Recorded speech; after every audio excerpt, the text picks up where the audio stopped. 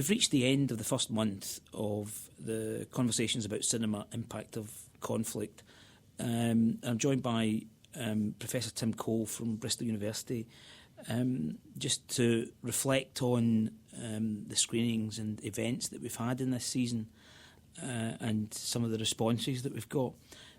Tim, just generally, what's your sort of reflections on what's happened in the past month with the screenings?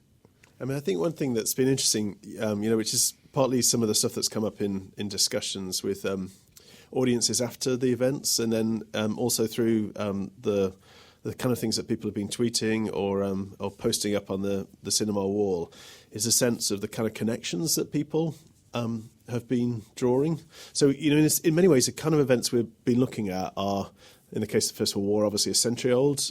In the case of Second World War, 70 years old. So in many ways, outside of the lifetime of most of the people that have been coming to this cinema, probably pretty much everyone. So our audiences have generally been in the age group well below 70, haven't they? Yeah. But it's this sense of connections that I think have been really interesting. And connections operating in a few kind of ways. I think one of the things that's really struck me is the way that people have connected the events, so in a sense the kind of big history events of war, to their own family stories. So had so many of these moments in conversations afterwards where people watch Testament of Youth and then start to talk about family in the First World War, or people watch Last of the Unjust and then suddenly they start to talk about their parents or their grandparents and their experience as Czech Jews in the 1940s. So there's that sense that it touches a kind of nerve, I think. This theme of war, you get the sense that it involves everyone. It doesn't seem distant Not anymore. Not at all. In the way that you sort of think, and particularly with the brunch season, here's these old black and white films that somehow seem, I think I described them as, let's describe them as historical artefacts, that it's something that you pick up and sort of look at and from a distant past. But as you say, there's that very,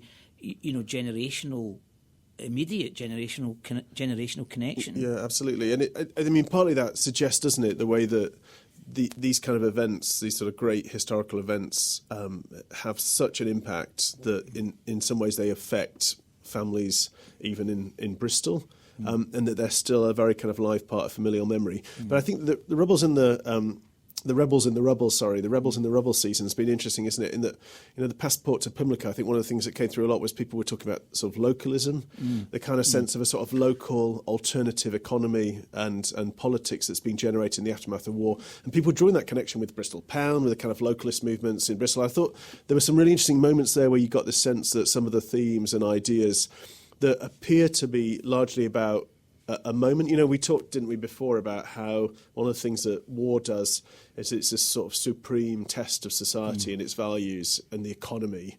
And what's interesting, I think, is that people are also reading this contemporary moment, which is not so clearly characterised by warfare in the context of Britain, again as a moment of test, of kind of austerity, if you like, as testing some of the kind of ideas of economics and politics. Well, there's a couple of comments that were posted in our notice board, but also on Twitter. One, I'll read them out, on Passport to Pimlico. It's a film about localism, very relevant in the era of Bristol Pound. So, as you say, making that connection between what's... And in a way, with the Bristol Pound, it's not the South West Pound, it's not the, broader. It's a very specific area, absolutely. Which is what Passport to Pimlico is about. It's about this localised community. Yeah, that's almost kind of like local revolution, isn't it? A sort of self-governing entity that's being generated. I mean, in a way, you could see Bristol's mayor, George Ferguson, as being a kind of absolutely... part of Passport to Pimlico. No, absolutely. I mean, and I think it. That's what's interesting, isn't it? About when you show those kind of screens, like you screen those films. Like you said, this in many ways those are kind of unearthing films out of the archive, aren't they? But actually, that there's something there that feels very contemporary. Yeah, they resonate. Another one was in times of deprivation and fear, community and cooperation make us more resilient than capitalism. So again, I mean, the resonance of that.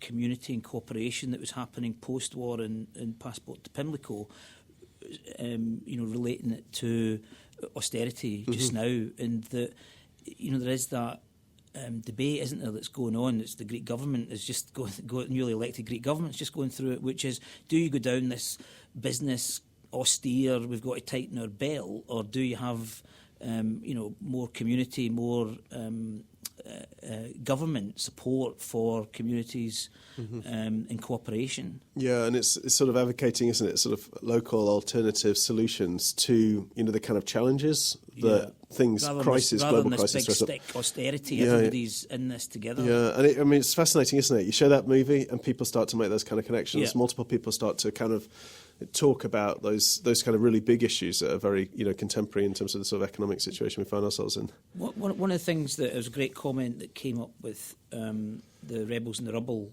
season, great because I think it talks about them as a whole, which it says, great season, Europe in ruins plays itself, upstages most of the actors with its tragic matter-of-fact bleakness, which I thought was extraordinary. That thing about, of course, they're all in Europe and it's about Europe in that moment, and actually Europe in ruins is the major character, as it were, across all these 4 films, and an extraordinary astute comment, I thought. Yeah, with the sense of the landscape not just being a kind of backdrop where a set of actors perform something, but the landscape is a part of that performance, is a kind of central player, isn't it? The landscape is like the key actor in a lot of those films, I think, isn't it? And I mean, I don't know, we talked a bit about that, didn't we, before, of the sense that one of the things about war is its destructiveness, and that destructiveness is very much read in the European landscape in destroyed cities in 1945 and into the 1950s. And they're strong. Those are strong images, aren't they? The images of those destroyed cities are really strong images that work in film as a kind of visual spectacle. I wonder how we read it. So, ruins are read in a certain way, aren't they? There's something kind of attractive about ruins, if you think, this sort of sense of melancholy. Famous, there's many famous photographs, but the one that I reminded of the burnt-out Dresden, and the sort of completely... There is in the Gothic figure in the cathedral that's to the right-hand frame of the picture, overlooking this complete destruction, and there is an absolute melancholy, but there is also, therefore, the possibility of transformation. Yeah, absolutely. Something building that you something said entirely new. is that what you get out of this destruction is the possibility of renewal. Yeah, absolutely. Which is their sort of almost pregnant spaces, aren't they? Because of the sense of kind of wiping the slate clean, a possibility for Europe to become a new kind of nation, a new kind of space. I want to come back to that specifically in relation to the Claude Lanzmann, Lastly Unjust, but just to finish up on the Rebels and the Rubble season, because I want to bring in Open City and Ashes and Diamonds in it, which, of course, completely... with that Europe as a character, here you've got Rome, and in Ashes and Diamonds you've got Warsaw. You've got Warsaw, and but this another comment says Open City and Ashes and Diamonds, both hugely affecting on the big screen, both take you into times and places that the history books don't and cannot, full of strange, wonderful, and tragic detail that make conflict so human and mundane. Which again is, I think, is a testament to the films that they've engendered that response from somebody, and they still have that immense power to impact on people. I mean, it's interesting, isn't it? Rome Open City. So, I wonder if a film like that is more successful than, say, Testament of Youth in taking you to a time and place. So, in a sense, you're working more with a kind of almost documentary style. Mode of representation where you're filming in, we said this, didn't we? That one of the things that's interesting about that set of films, Rebels and the Rubble, is that they're filming in the physical landscape itself, using that more documentary approach rather than the kind of reconstruction of the historical drama. And I kind of wonder if, in the sort of the Twitter chat after Testament of Youth, I think there were some questions really about, well, does it kind of fall into the sort of usual tropes of war? It's not that effective really in really representing the trenches. I wonder if there is a sense in which those films in the Rebels and the Rubble series do a better job of capturing the kind of just this moment. I think you're right. Both Rome Open City and indeed Passport to Pimlico, but Ashes and Diamonds. The Third Man was made a few years after, but still within the sort of bombed out Austria. But it was more of a sort of theatricality to it and drama, whereas Ashes and Diamonds, even though it was made after, still very raw, still very, a sense of the danger, the immediate danger, really. Whereas in Rome Open City, I think, is the sort of, very much a landmark film, which, because of that cine verite style, the immediacy of it, and the sense that, and you see it in some films that are documentaries that are shot in, Syria or wherever, a real sense of threat and a real sense. So it's got that edge to it that's very much alive. And that film was I think I was saying earlier, is that there is a direct link between films like Rome Open City, the sort of neorealist aesthetic that Rossellini and the other Italians established with that, a kind of authenticity of experience, telling people's stories in that immediate way, which links to somebody like Ken Loach in the early 60s. And then the sort of documentary and the blurring between documentary and fiction. And, that a film like that still, brilliant that a film like that still has the power. Whereas with Testament of Youth, and for me as a film, as a cinema curator and a person who deals with film, as a film, Testament of Youth felt very conventional, it felt quite flat, felt quite cliched. There was some jokes on Twitter about hair, about hats, and about the and in a way you were drawn away from the time of the story, and so I don't think Testament of Youth is in that same. It's about the same thing. Yeah. But what was really fascinating with Testament of Youth, you said earlier, is that it was the audience's response to, yes, my grandmother, had to do this during that time. Yeah, this one from Testament of Youth says, made me proud that my parents' generation and their parents before them managed to raise me in a world where I wasn't taught to hate our, at that time, enemies, despite the horrors that we did to each other. So the pacifist message that was in Vera Britton's story at the end, it's kind of that comes out rather than its kind of immediacy or authenticity to the moment. Yeah. And that comes out really strongly, I think, doesn't it? It's a film that has a very strong pacifist message to it. I think audiences were responding to that. There was the kind of conversation afterwards, which was very much framed around that sense of pacifism, as well as those familial connections. But it doesn't have that kind of rawness of just being about this place. I mean, there's something about it's interesting, isn't it? So the series Rebels in the Rubble was dealing with historical artifacts largely. So a series of films that were created in the immediate years after the war, compared to then some of the other films that we've shown, which have been much more recent films. There's something about the historical artifact that I think has a kind of power, that the sense of the film being made in the place at the moment, even though people are making these contemporary connections, there's also something about that kind of historicity that I think people have responded to. And I think the Testament of Youth, like, for me, Warhorse, I almost think that you can't recreate the battlefields of World War I in cinema anymore. Or if you do, you've got to find a new visual language with which to do it. That it felt that there's a craning shot in Testament of Youth where it goes up over and you see the bodies, and it almost felt strained. It almost felt that the director was obliged to put these shots in, and indeed in the trenches as well. I think, but equally, I'm thinking about Paths of Glory and Stanley Kubrick, who brilliantly, kind of creates this sort of energy. But I don't think Testament of Youth is about the place. I think it's about the character of Vera Britton, and you kind of have to just. What it's done is signpost these things, and I think the film suffers actually as a film from that. But I was really, really struck by talking to audiences after it in their familial connections. Going back generations. That piece that I just read out, I think, says it all. Really, the film becomes a kind of it becomes a beacon, as it were, rather than about the time itself.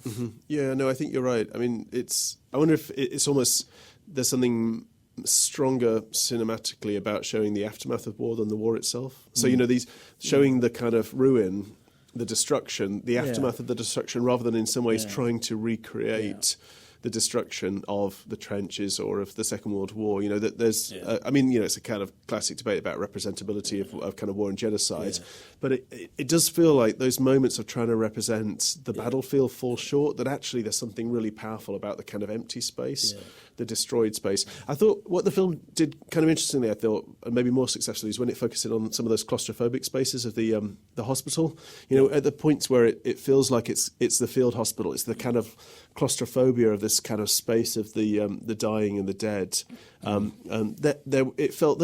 Felt like interesting, new kind of images, maybe more successful images of thinking about war as largely through the eyes of a woman, which is what I think audience was picking. I mean, they were telling grandmother's stories, weren't they? I think a lot of audience members, not just grandfather's stories about war as an event that mobilised women. About because we often talk about the soldiers and the fighting and that side, but actually the nursing, that kind of and where the good nursing, the doctoring is not.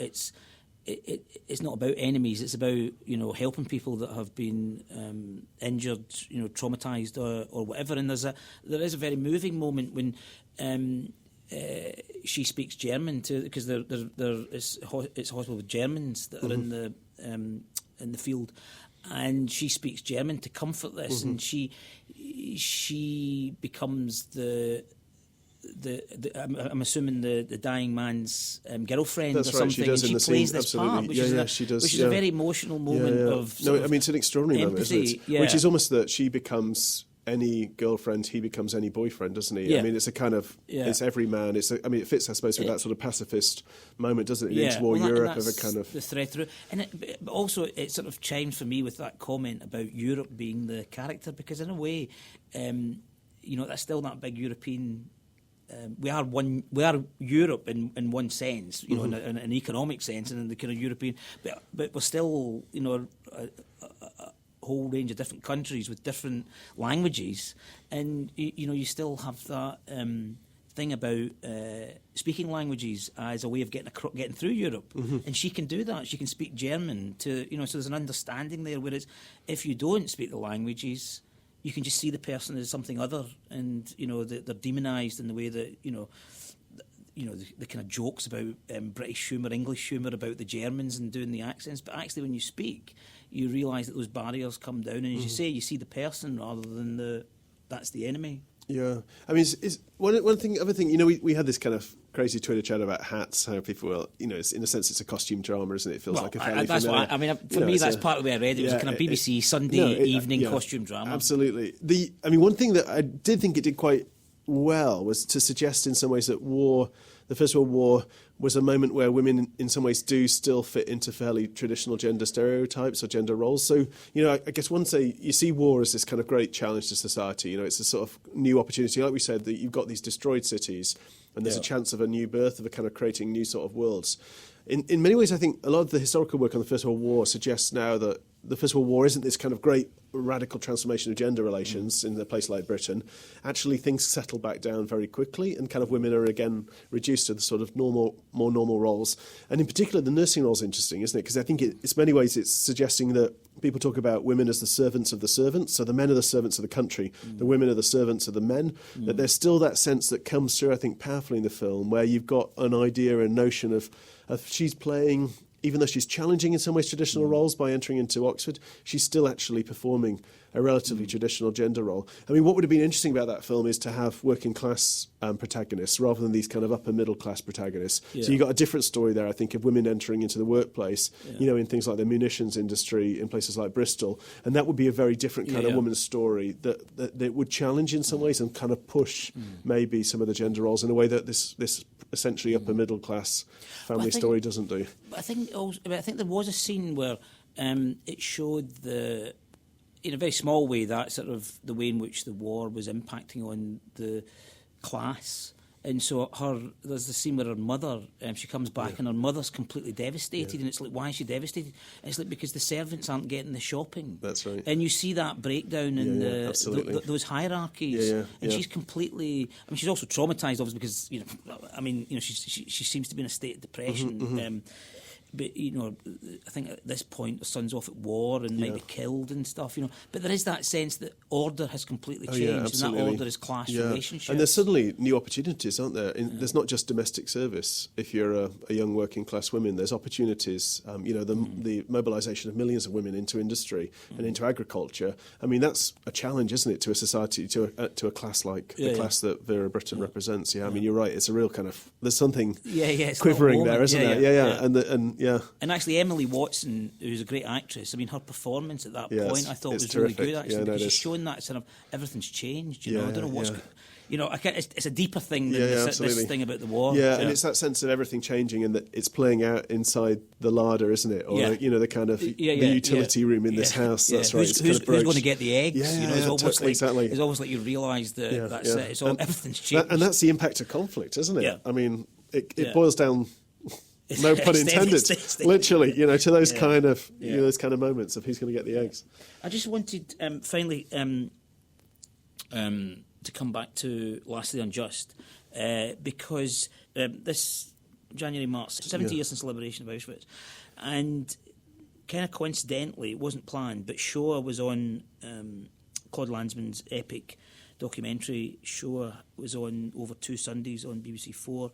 We screened the last of the Unjust, the other Claude Lanzmann film in that, and you introduced that screening, and you were talking to people after. What was what kind of conversations were you having with people after the screening? I mean, I think people are. I mean, it's a big film in many ways, isn't it? It's over 3.5 hours long, and it's got this mix of people and places that I think really captured people. So people talked a lot about a sense of the kind of eeriness of Lanzmann as an older man now, returning in, I guess the film's made in 2013, so sometime in the 2010s, to Theresienstadt and reading out the accounts of the hangings that take place in what is this devastated, kind of empty factory-like, barracks-like building. And people talked about the sort of poignancy of that a lot. So that was one of the kind of strong, dominant conversation strands, I think, in the after cinema conversation was just the sense of almost the strange beauty of this place. So how can somewhere that is almost reduced to a kind of pastoral setting be the scene of such violence 70 years ago? And the other thing was people. I think people are captured and seduced by Mermelstein, the central protagonist. So the film, if you haven't seen it, the film is about the last leader of one of the Jewish councils in Europe, so the ghettos in Europe, across East Central Europe. One of the things that the Nazi government do is that they set up sort of self-governing bodies of Jewish older men, kind of established elites. And the film is about, in many ways, Lanzmann tracking down the last surviving living member of the Jewish councils, the leader of a Jewish council. There's no other kind of big leaders of the Jewish council that he can talk to when he's making Shoah in the 70s. And he finds this guy Mermelstein. And in many ways, the film, at the end, Lanzmann has his arm around the guy because the guy has totally seduced him. I think he's kind of completely won him over. And I think what was striking was watching it as in the cinema, all of us in the room together, it felt like we were all being seduced by the man. Complicit. Completely complicit. That we kind of, he's powerful, Mermelstein. He's brilliant. He tells extraordinary stories. And that's what people talked about at the end, was in many ways he's a very distasteful figure because he's involved in selecting who goes to deportations. He's kind of playing this dirty role. But I think as a cinema audience, and we talked about this in the bar afterwards, we were taken in as much as Lanzmann was. And so I think Lanzmann does that brilliantly. In a sense, he's taken in by him. And then he creates this piece of cinema where we're also taken in by him. There's a lovely phrase, which I tweeted about, of at the end, Mermelstein talks right at the end of the film about being a dinosaur on the Autobahn as an ex-Jewish council leader in post-war Europe. And I thought that was really powerful, that sense of there's almost, I think he was talking about a kind of a morality for warfare, and that morality doesn't necessarily transfer to the post-war world. There's a role for in the context of war, and that role just doesn't have any part in the post-war world. I mean, that's partly about soldiers returning, isn't it? You get that in Testament of Youth, don't you? Where her fiancé returns before the other men go, and he can't talk about what he's seen. Yeah, he's he's got something within him that he can't share. Absolutely. There's no sort of reference That's point. Right. He's a dinosaur on the people. Autobahn, I think, in a sense that Mermelstein in Rome in the 1970s is also a dinosaur on the Autobahn. Like a target, I think Mermelstein suggests, but also there's these different worlds, isn't it? And I mean, that's one of the things, isn't it, about the battlefield, the home front, wartime after war, that there's kind of a serration, there's a kind of erasure, there's a breach, isn't there, that's sometimes hard to pass. And so I think the film is really interesting, where you get this man in some ways he can't create a new post-war world. It's also in a way he shouldn't exist. I mean, it's that thing. He totally shouldn't exist. He's a sort of an anomaly absolutely. in the contemporary world. He should be at Auschwitz and have disappeared like the rest. Yeah. No, that's right. And So there's something bizarre about watching this guy who shouldn't exist, but who does, and just kind of captures you. And this is what is extraordinary about Lanzmann's filmmaking. And having watched again some of Shoah. He's got an extraordinary ability to. It is the observing, the asking the questions, and I was struck by, in both again Shoah and lastly Unjust, just at the opening of it, is the railway station and the railway tracks. Just become this powerful resonance. Because of they were inextricably part of this machine that was, transporting Jews to their death. But they still exist, these tracks. The stations are still there. And Lanzmann, he's filming in these places intentionally to say, this thing happened here. And I think you're always... And if we talk about bearing witness, then Lanzmann's films are really, about that. And I mean, I suppose that's the... connecting back to that really astute comment of someone earlier about Europe being the sort of star of the show in many of these films. In a sense, Europe's still here, isn't it? So those landscapes are still here. The cities are rebuilt in some ways, but there's a sense in which the kind of the physical places, the landscapes, still speak. Yeah, well, I mean that's what Lanzmann suggests, isn't it? They still speak powerfully of war. They do. And his when he's just what seems to be a kind of ordinary European railway station, you think about it, and it's a modern train going past. But you just think about what passed there, 70 years before. Yeah. And I think about Berlin as a city which has an amazing, and it's testament to Germans, is that they haven't erased the past. They very much have the past all around them. Yeah. And so there are these extraordinary memorials to the Jews that died. There's the Berlin Wall. And so when you're going around the city, the past is still very much there. Yeah, and it's been interesting, hasn't it, in talking to audiences that, like we said, the past is still very much there in people's family stories, isn't it? The kind of stories that people have been sharing with us over the last month suggests that, one of the questions we posed was, is this a kind of distant event, a set of historical artefacts, or is there a contemporary relevance? I think there's these persistences, aren't there? Kind of persistence within the European landscape of the impact of warfare. But I think there's also a persistence in family stories of the impact of warfare. That it feels like in a city like Bristol, suddenly people who've been watching these movies have started to talk about their connections to these events, their direct connections through their parents' and grandparents' generation. And then it brings it closer, doesn't it? Like Lanzmann standing at a railway station in Europe brings the past closer. Yeah. I think people talking about parents and grandparents suddenly brings this past closer. And I think it's been interesting the way that the series has kind of is brought war closer to us physically in some ways, through the kind of connections that people have drawn. And I think the ability of film to resonate in that way. So I mean, I from early on, I was thinking, great to put Passport to Pimlico in this context, but is it a bit sort of frivolous? Is it a bit, Ealing comedy? I'd like to think it would still, have that sort of resonance, and it's been great because it has, and then make those connections with localism, with austerity. I think it just says a film can have that ability to open up that sort of discussion. So that has been I think it's been great. the discussions and the conversations that have opened up with audiences on Twitter or in the venue as well. And the season continues over the next few months. And next up is Selma, the new film that's opening on the 6th of February about Martin Luther King and the marches in Selma, Alabama, that launched the civil rights.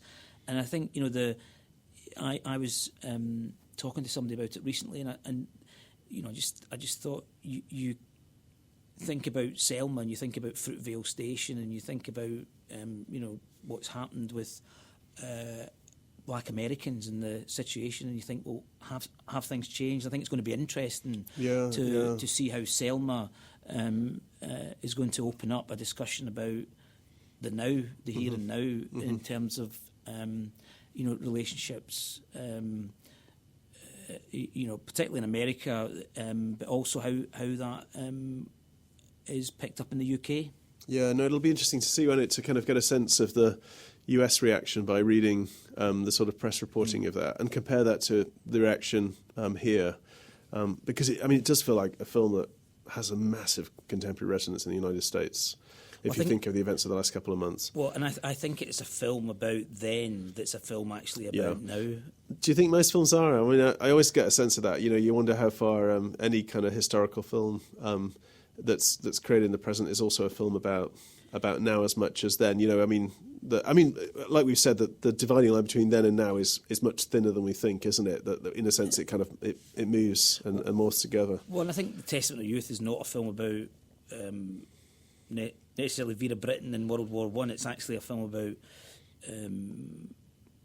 pacifism. It's a film about it's a film about now and and the future, isn't it? Kind of looking now and looking forward. You look at it and think, well, we shouldn't be having war. So you know, how can we do this? There's a pacifism sensibility which embodied in the Vera Britain character towards the end, which suggests a future, you know, forward-moving sort of character. And I guess, partly that's about the director's intention, isn't it? But it's also, there's a strong sense, isn't it, that we as an audience, we're making all sorts of connections. You know, Passport to Pimlico was not made to think about the Bristol pound, but you show it to a Bristol audience in January and people start talking about the Bristol pound and localism, don't they? And that's one of the lovely things about film, I think, isn't it? That sense that every time films are shown, they're kind of reinterpreted, that new audiences make new sets of connections, and that's, you know, sort of one of the really kind of productive things, isn't it, about that sense of screening. And, you know, we talked about this, how there's something different watching it in the cinema than watching it at home on the telly, that you're part of a kind of community, aren't you, at that moment? And especially, I suppose, because we've been trying to encourage that conversation afterwards, who are starting to draw those connections together and to try and articulate a sense of what this film means. And absolutely. And for me, you know, I always... and I've written about, you know, what is unique, I think, about the cinema experience, and it is that collectivity. Everybody's silent because you're watching the film, but you're together, and there is a shared community that happens. Much different from watching things at home or in, you know, iPads or whatever. And then through this series opening up, yes, you know, let's talk about it afterwards in a very informal way, but it opens up these kind of really, really interesting discussions. So there's much more to come in February. As I say, it kicks off with Selma, and then there are some talks and introductions. And in fact, we're doing this in partnership with Chapter Cinema in Cardiff and the Queen's Film Theatre in Belfast. And one of Roger Griffiths, who's going to be introducing a screening of Selma here, is actually going to go over to Belfast and introduce a screening of Selma there. So it's going to be really interesting. And there's already been some activity, some screenings that have been happening in Belfast, because, of course, the impact of conflict in Belfast is kind of... It's a different audience, isn't it? It's a different set of connections.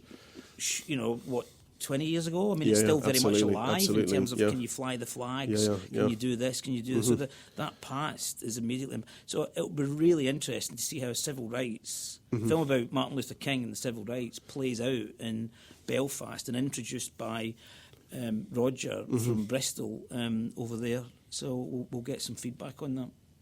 So there's much more coming up over February, and do follow at Convo Cinema on Twitter, or go to the watershed.co.uk and also conversationsaboutcinema.co.uk.